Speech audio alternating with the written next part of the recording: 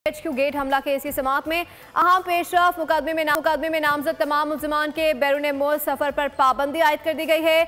अदालत ने DG immigration को खत लिख दिया है। मज़ीद जानते हैं नुमाइंदा बोल न्यूज़ इसरार खान से। जी इसरार खान, बताइएगा क्या डिटेल्स आ रही हैं?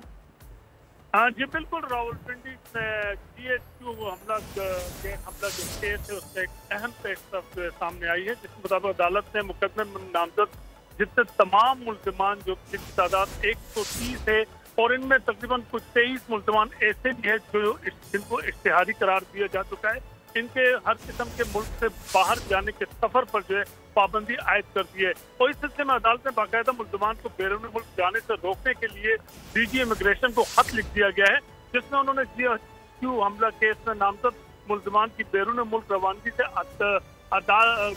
को अदालत से इजाजत से मशरूत लिखा है। मुल्ज़िमान की बैरून मुल्क सफर पर पाबंदी ATC एक्ट की दफा 28(1) के तहत लगाई गई है और इस खत में यह भी लिखा है कि जब तक अदालत नहीं जाएगी इन 130 मुल्ज़िमान में से, जिनमें 23 बार जो इश्तिहारी मुल्ज़िमान है वो भी किसी किस्म का भी जो है वो पासपोर्ट इस्तेमाल करके मुल्क से बाहर नहीं जा सकते। जी इसरार खान तफसीलन आगाह कर रहे थे, आपका शुक्रिया।